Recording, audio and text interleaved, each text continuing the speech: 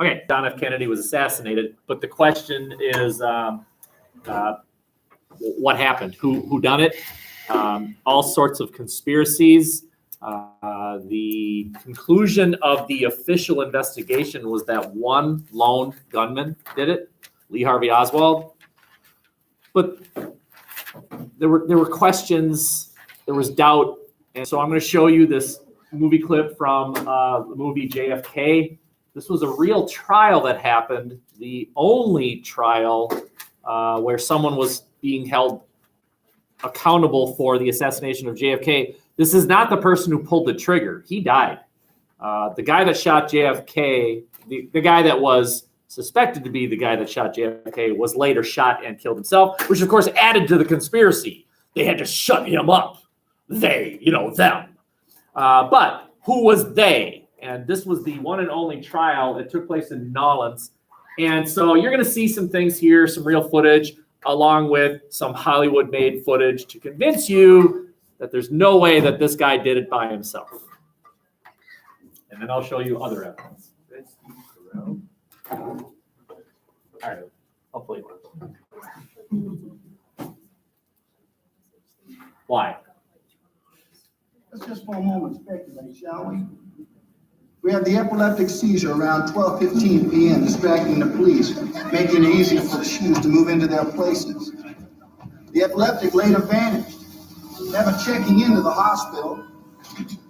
The A-team gets on the 6th floor of the depository.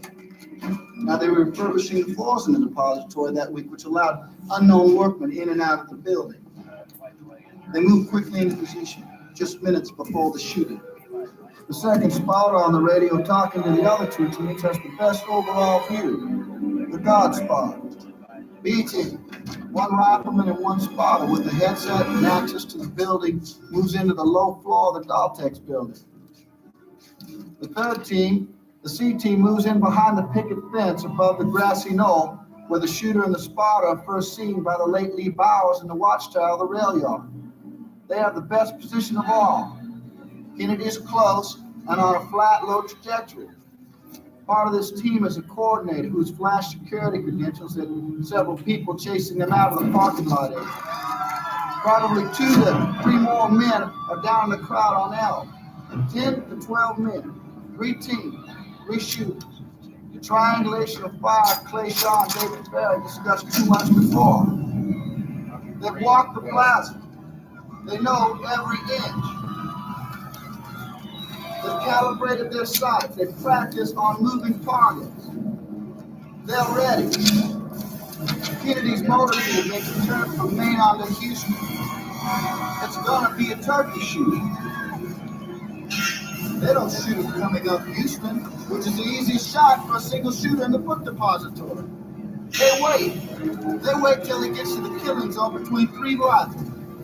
Kennedy makes the final turn from Houston on the L, slowing down to some 11 miles an hour. The shooters across Dealey Plaza tighten, taking their aim, waiting for the radio to say, green, green, or abort, abort.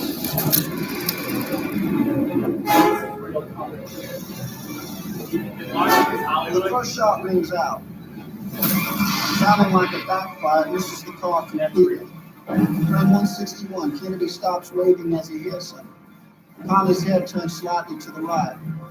Frame 193, the second shot hits Kennedy in the throat from the front. Frame 225, the president emerging from behind the road sign. You can see that he's obviously been hit, raising his arms to his throat. Third shot, frame 232, hits Kennedy in the back, pulling him downward and forward. Conley, you will notice, shows no signs at all of being hit. He is visibly holding his Stetson, which is impossible if his wrist has been shattered.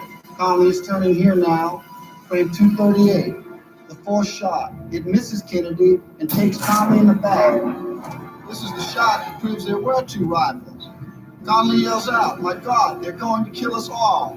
Somewhere around this time now, another shot that misses the car completely strikes James Bay down by the underpass. The car breaks. The 6th and fatal shot, frame 313, takes Kennedy in the head from the front. This is the key shot. The president going back and to his left. Shot from the front and right.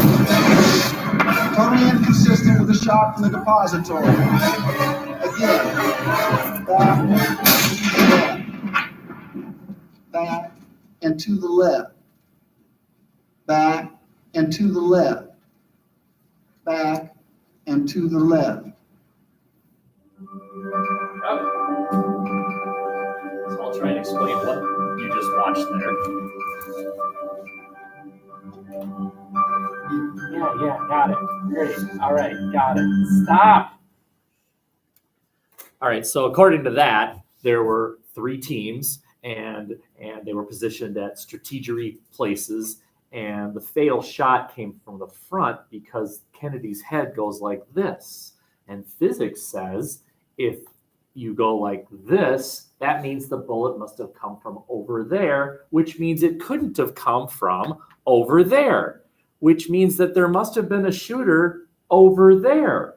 But the official report said, no, there was only one shooter over there, which means that the official report must be wrong, right? It's very convincing.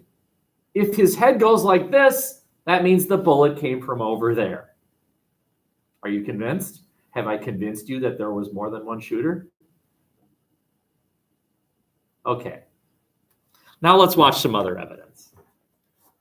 Evidence that might be a little bit more credible than a Hollywood movie. We know it is the president's car. Another car directly behind the presidential car. Over there. We don't know if I have the rifle being pulled back. The now police officers are rushing up the hill at this time, and they have been given a bus vision that first official. As of just a few moments ago, the president of the United States is dead. Was there a second gunman in Dallas on November 22nd, 1963? Were 3 shots fired at the president, or 4? Conspiracy advocates believe there had to be more than 3.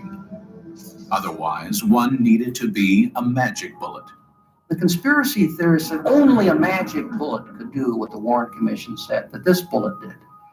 And they're correct. If, and let's underline and italicize the word if Connally was seated in the presidential limousine where they say he was, directly in front of Kennedy, and you have a shot proceeding on a downward trajectory, passing through on a straight line through Kennedy's body, and at this point right here, it would have to stop in midair, make a right turn, a couple inches, stop again, make a left turn, and proceed on to hit Governor Conway. And then the conspiracy theorists, they say, bullets don't even do that in cartoons, and everyone starts to laugh.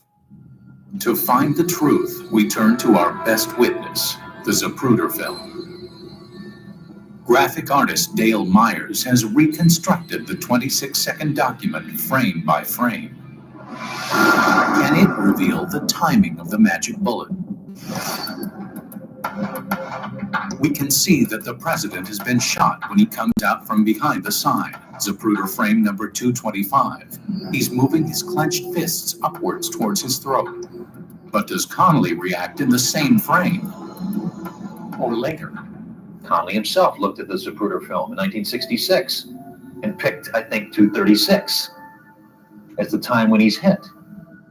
This 11-frame discrepancy allowed conspiracy believers to suggest that the magic bullet hit Kennedy, then paused in midair before hitting Connally. But Dale Myers is certain that Connally and the conspiracists are wrong. I mean, you look at 223 to 240, and there is no other strong reaction of Connally. I mean, the equivalent, which is easier to see in the computer animation, would be in this range right here. And you look at the jerking of the hand and the hat flipping up, the bulge of the coat. I mean, everything points to that single moment. It all begins right then. That's the only sudden erratic movement that Connally makes with his entire torso. Critics of the single bullet theory argue the round must have curved in mid-flight in order to hit Connally where it did. This belief is based on the assumed positions of the president and Governor Connally. Here's the position that most critics have believed is the position that they were occupied at the time of the single bullet, with Connally directly in front of Kennedy. But that's not true. Actually, Connally's seated about 6 inches inboard and turned to his right. So it's not this, it's this. So you can see that any trajectory coming across the car this way is going to hit Conley precisely where he was hit. Now, the other thing to keep in mind is that we look at it from the side here. A lot of people believe that they're seated at the same height here, but that's not true either, because Conley is actually seated on a jump seat, which is positioned about 3 inches lower than Kennedy. So again, not here, here. Now you can take a trajectory line, and you can see if we drag a trajectory line from the 6th floor window and drag it down to Conley's in-chute wound, where he was hit on the back, that line passes right through Kennedy, exactly at the points he was wounded. But the key thing is to see that the line is straight, no matter how you view it. It's not a zigzagging bullet doing impossible things that we know could not have happened. It's a straight line. It's the only way it could have.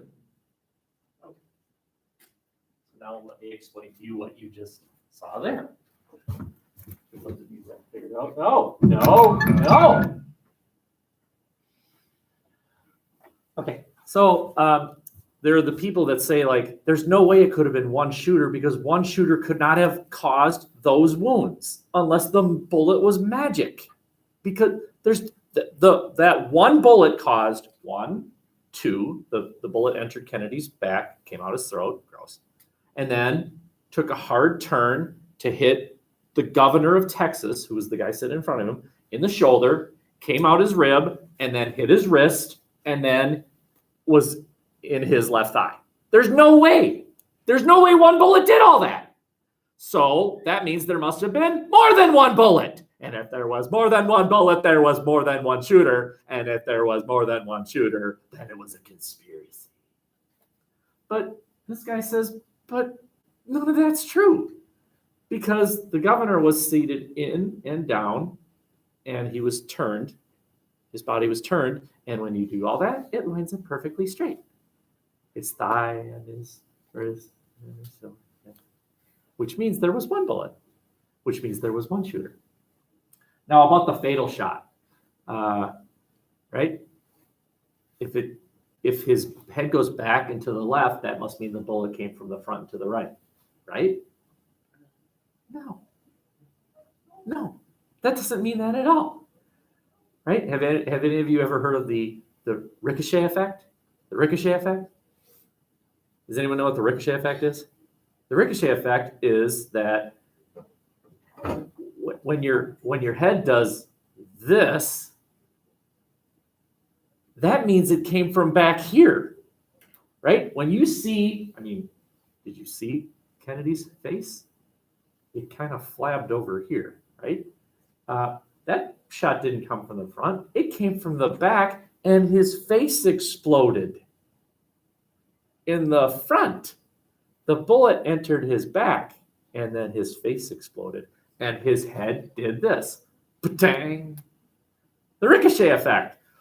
Patang. Gross. I'm here telling you that one person shot John F. Kennedy by himself. That's what happened. I have a question. Was anyone actually ever caught, the person shot? This guy that was put on trial was found guilty of some other minor offense, but no one has ever been convicted. No one has ever on their deathbed said, by the way, it was me. Nothing's ever come out of these crazy conspiracy theories. Lee Harvey Oswald did it by himself. The end. Next problem. Sorry?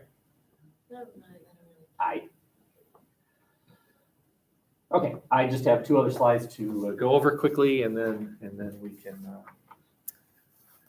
work. So this guy became president afterwards. By the way, if you're ever bored someday, it's kind of fun. Go onto Google and type comparisons between Kennedy and Lincoln.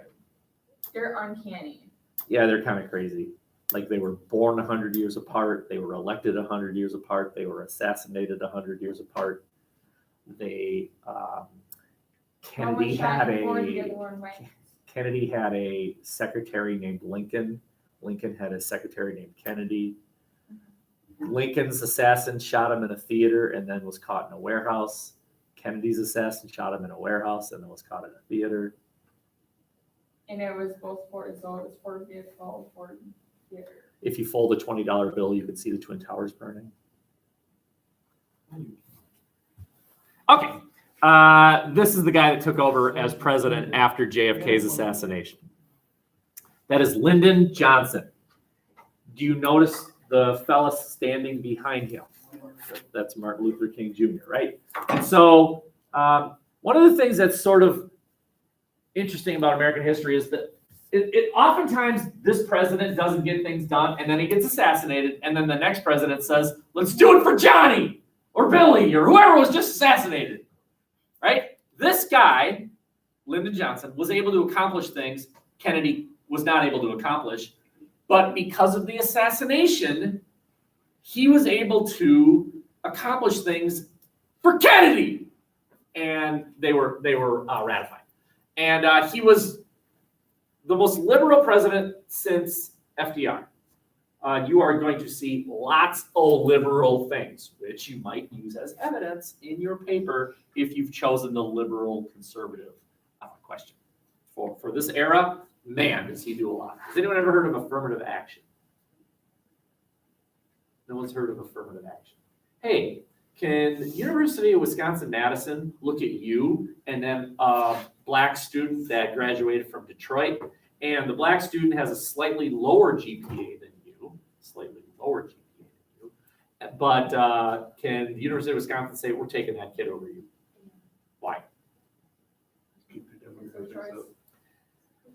They can, the University of Wisconsin can say, you know what, we want a diverse campus. And so we're going to have race be a consideration for entry into the school. And you might say, that's not fair. But no one complains about the guy that gets in because he can hike a football. No one complains about the guy that gets in because his daddy made a huge contribution. No one complains about the kid who gets in because he's from some weird country. We all say it's the black kid's fault. It's just the recipient. That idea is called affirmative action. Okay, started at this time. Something called the War on Poverty. The United States declared war on poverty, which sounds lovely, doesn't it? We're gonna fight poverty. This is where food stamps comes in. By the way, all of you in this room, except me, all of you are the recipient of a benefit from this thing called the War on Poverty. Education. Sort of. Your lunch. Have any of you never eaten hot lunch here? Not one time. That means that you are the beneficiary of the War on Poverty, because I know this is hard to believe some days, but that lunch cost more than what you paid for it. I know it's hard to believe some days, but that lunch is actually more expensive. Well, who paid for the difference? The federal government did. The federal government believes that a full student is a student that's ready to learn. And that has been expanded so that there are students in this building, maybe someone in this room, that gets their lunch for free completely, breakfast for free. On Fridays, you can go to the counseling office and get a backpack full of food, and then return the backpack on Mondays. It's all paid for by the federal government. Okay. That's called the War on Poverty. It's part. Johnson called this presidency the Great Society, following in the Democratic pattern of naming your presidency, right? FDR called it the New Deal. Truman called it the Square Deal. Later on, Kennedy called it the New Frontier. And now we have the Great Society. Okay? All of Johnson's presidency labeled the Great Society. Medicare, heard of it? Still around. What is Medicare? Old people can get Health.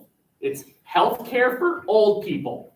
Once you turn 65, the government pays for a significant part of your health care, and we all know old people need health care, right? So it's very, very expensive. Still around today, okay? Started at this time. That's liberal. That's government-run health care. Okay? Medicaid, anyone ever heard of it? You know what it is? If Medicare is health care for old people, This is for younger people. no. I think it's for No. Any guesses? I applaud the effort, right? It's medical care for people below the poverty line. So do you know the federal government dictates how much money you need to earn to not be poor? And it's a legal defined amount, and every year it changes. I don't know what the amount is, no. But what they do is they say, all right, family of 4 should cost this much. If you make this much or more, you're not poor. And what that means is you don't get Medicaid. So there are people that are above the poverty line that do not receive this benefit because it's not like they're rich, but they make a little bit too much money. And that is what Obamacare attempted to address. Those people. They make a little bit too much money for this program, but they do not make enough money to pay their medical bills. Obamacare was an attempt to fix that problem, and we'll talk about Obamacare later. Okay, we have the creation of a new department, the Department of Transportation, dealing with roads, mass transit, public transit, liberal. Have you ever heard of HUD? HUD, the Department of Housing and Urban Development. Remember one of the things I showed you within the past couple days was something that was done was that neighborhoods would segregate against minorities and manipulate the system so that they didn't allow certain people to move into the neighborhood based on race. Well, where could those people turn now? HUD. If you were being discriminated against, right? If you're a gay couple and you believe that they're not selling you the house because you're gay, they can't do that. You cannot do that. Or you're black, or you're Hispanic, or you're whatever. All right. Well, where do you turn? Where do you turn? HUD. You turn to HUD. Okay. How many of you watched Sesame Street or Mr. Rogers' Neighborhood when you were young? How many of you watched PBS when you were young? Started at this time, right? The government paid for a television network. Right? The conclusion was, my God, look at all this crap on TV. Where do young kids, where can they go to watch some good programming? Let's have government pay for it, right? Government, PBS does not have any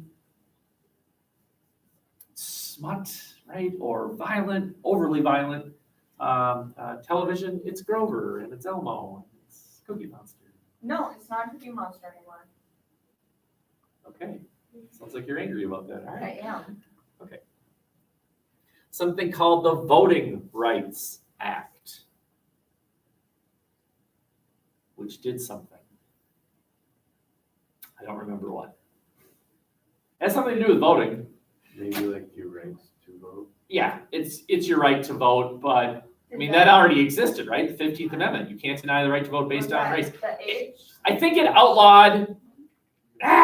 No, it's not the age. That was the 24th Amendment. It outlawed literacy tests. That's what it did. It outlawed literacy tests. No more literacy tests. You can't do that. Okay. The 24th Amendment is what made poll taxes unconstitutional. Keep this straight.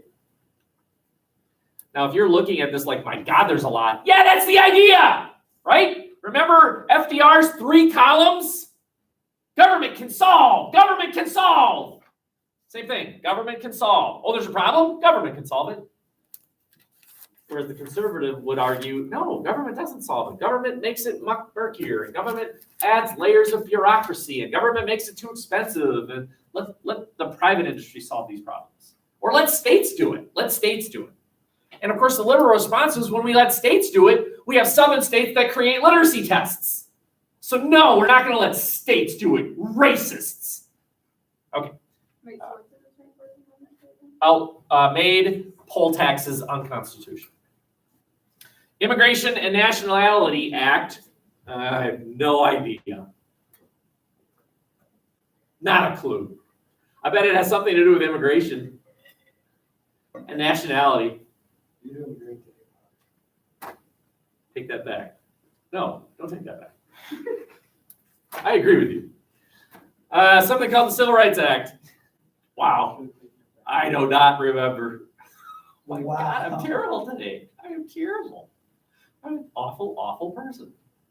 Hey, at least I'm not like my old history teacher who did not know what she was talking about, but pretended she did. She would do something like this. Oh, Civil Rights Act. Yeah, that made sure Indians could vote. And Tim and I graduated number 2, Tim graduated number 3. We knew that she was full of crap, right? We knew what it was. So we'd say like, don't you mean it was, we were awful. We're like Jack. Jack and Soren. I hate Jack. Oh, another video that I can't put on the website. Oh, there it is. Oh, God. I was smart enough to put the answer on the screen. Hey, remember when I asked this question, let's say you own a jewelry store, downtown LA, and you see 3 black people walking down the street. Can you suddenly decide to lock your doors and not serve them? Private company. What about like the But not bakery after one, that. right? Okay, so I was about to ask, all right, can you as a bakery refuse to serve a gay couple because it goes against your religious beliefs? It gets complicated. What if you're a Muslim and you work at Target and somebody comes up with a big old slab of ham? Can you say like, I'm sorry, my religion does not allow me to consume pig meat. I am not selling you that ham. But you're not consuming. Yeah, but the guy that owns the wedding cake business isn't getting married either. They are getting married, but their marriage offends my religious beliefs. You eating pig meat offends my religious beliefs. Can you, the seller, impose your religious beliefs upon a consumer? No. Well, that's a different question. This law outlawed discrimination in private business based on race. Now, we'll get to the religious thing later. But this ends discrimination in the private sector. Not total. I mean, what if you open a private school and it's a Catholic school? Can you say, well, we only want Catholics to work here? And the answer to that is yes. You can do some things that are kind of discriminatory. Discrimination is not always bad. Could she come and could she replace me tomorrow? Now, legally, why not? Isn't that discrimination? Right. She's not qualified. It's not that she's female. It's not even necessarily that she's not old enough. She doesn't have a college degree. She doesn't have a Wisconsin license. That's discriminatory. Yes, it is. It is discriminatory. It's intentional. And I would argue good. That's good discrimination, right? And we've talked about bathrooms. Bathrooms are discriminatory. And I think we're all fine with that. Okay. The second thing is it creates this employment commission. If you apply, and by the way, this is still true, probably talking to you females in here. If you apply for a job and you believe you did not get that job because you are female, you can call this commission, it still exists. They have a website, and you can lodge a complaint, and they will investigate. And if you're right, sue them. It still exists. A lot here. I agree. There's a lot. Sorry. One side left.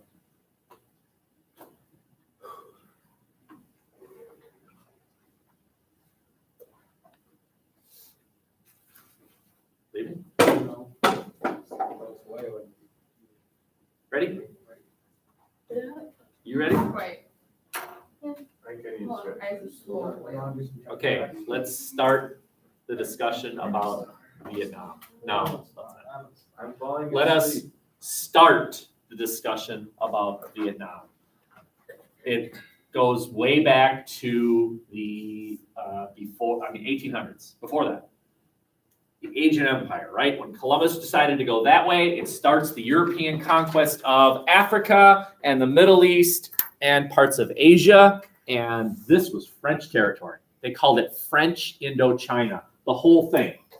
French Indochina. Indo means under. French under China, right? This was all French Indochina.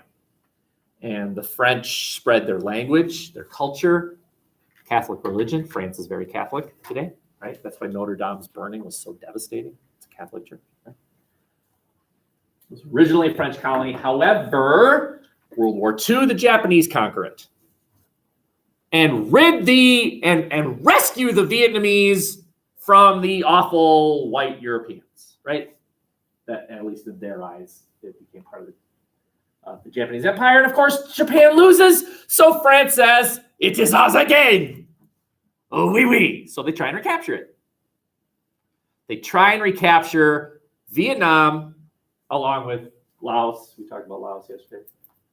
After World War II. A bit hypocritical, don't you think? It's just a wee bit hypocritical. Here is France, who's just been invaded by Germany and saying, you cannot invade us. We rule ourselves. And then World War II is over, and then the French invade Vietnam again. And the Vietnamese are like, what? Wait, what? No.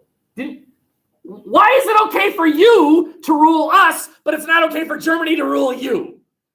And the French are like, because it is us.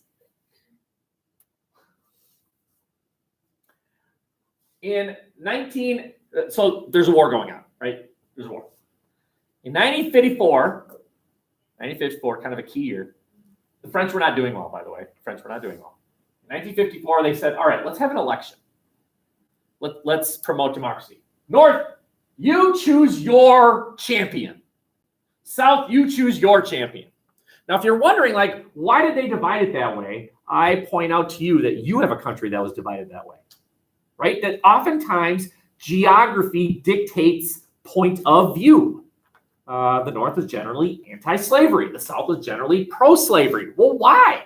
Well, the geography had a lot to do with it, right? Southern climate just was more conducive to slavery. Northern climate is a little bit more hostile to the planting of those types of crops, a little bit more friendly to industry, and slaves in industry is just kind of weird. So the geography and the climate dictate policy. And I'm going to invite the possibility that's true here too. That North was poorer.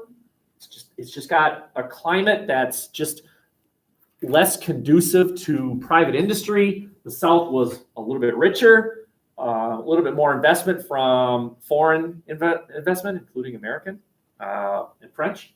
So there's just a kind of a different point of view, just like North and South America in America, not North and South America. North and South in America had a different point of view, which led to the Civil War. Same thing. Okay. Well, the North, you choose your champion. South, you choose your champion. And we'll have an election, and the winner will be the ruler of the whole thing. Okay? The North chose a guy named Ho Chi Minh. Ho Chi Minh. And the South champion was, what difference does it make you're going to lose? That's right. The guy the South chose lived in New Jersey. He was Vietnamese, but he happened to be living in New Jersey. The North guy was Buddhist, like most Vietnamese, was Buddhist. The South guy was Catholic, like most French. The North guy was poor, the South guy was rich.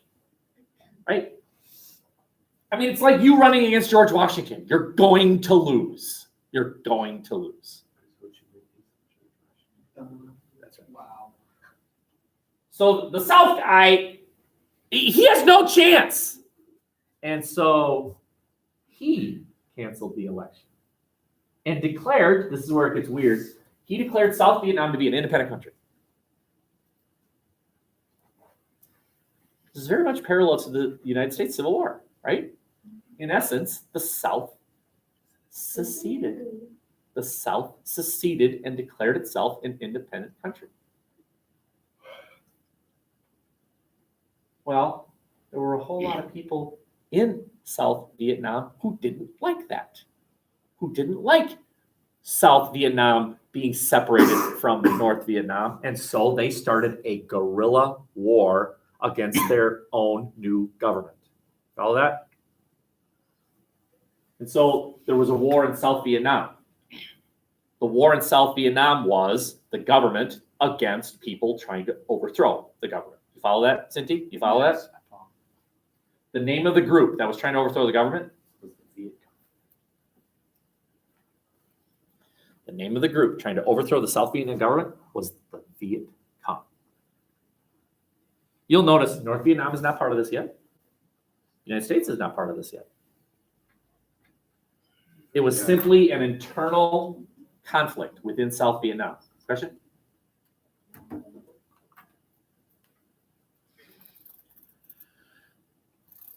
But the U.S. started getting involved.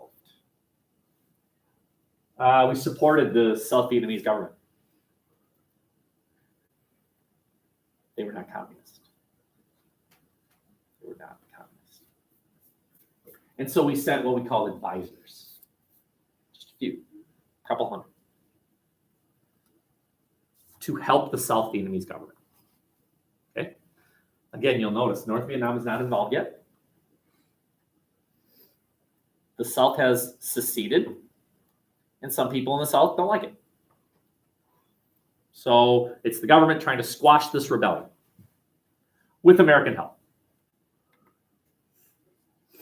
So how did it erupt into the Vietnam War? How did it go from a few hundred advisors to about 500,000 at the peak of American involvement? What happened? This happened. Right in this body of water. So if you want to look at the world map, we're talking about right there, right there. This body of water is called the Gulf of Tonkin. An American naval vessel was in this body of water, which is international waters. Every boat has the right to roam. No country can claim, hey, you're in our water. Nope, it's not your water. It's international waters. So the American boat had every right to be there. I think it was called the Nashville. I'm not sure about that.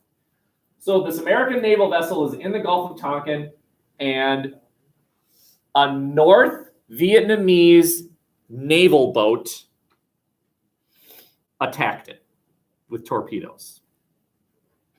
So you'll notice, again, the conflict is in South Vietnam. The Viet Cong are trying to overthrow the South Vietnamese government, and then suddenly an American naval boat minding its own business is attacked by the North Vietnamese Navy. And the Americans are like, well, what are you doing? Why did you attack us? We're not at war with you. And so the Congress passed a law authorizing the President of the United States to respond, right? We just got attacked by North Vietnam. Let's respond. And so they passed a law called the Gulf of Tonkin Resolution, which authorized the president to use military force to punish North Vietnam. And so the Americans started attacking North Vietnam. It's confusing. Ready? The North Vietnam military started helping the Viet Cong. Right? They have a common goal. They don't like South Vietnamese government, right? North Vietnam didn't like them seceding. They're not fans of that. And the Viet Cong didn't like that either. So now the North Vietnamese are helping the Viet Cong, and they're both taking on the South Vietnamese government, and the Americans are helping the South Vietnamese government. So you understand you have four military organizations. You have four military organizations. The NVA, North Vietnamese Army. The SVA, South Vietnamese Army. The Viet Cong, basically guerrilla fighters. And the Americans. The Viet Cong are trying to overthrow the South Vietnamese government. The South Vietnamese government is trying to protect itself. The North Vietnamese are trying to help the Viet Cong, and the Americans are trying to help the SVA, the South Vietnamese government. 2v2. Yeah. Here. So we've just talked about the Gulf of Tonkin Resolution. That is where we are going to stop. We are now setting the stage. So as long as you understand that there are four military organizations, it's 2 against 2, that the North is helping the Viet Cong, that the Americans are helping the SVA, but that the North Vietnamese supposedly attacked. Now, I want you to recognize that I just said the word supposedly, that the North supposedly attacked the Americans. To this day, people in Vietnam say it never happened. You made it up. You invented this attack to give yourself permission to launch an attack against us. Sounds like the telegram. The Zimmerman telegram. And there are even some people who believe that we attacked ourselves on 9/11 to give ourselves permission to invade the Middle East, right? It's crazy, right? But we'll revisit this. Wow, lot, sorry. Any questions? Okay. There are still essays over there.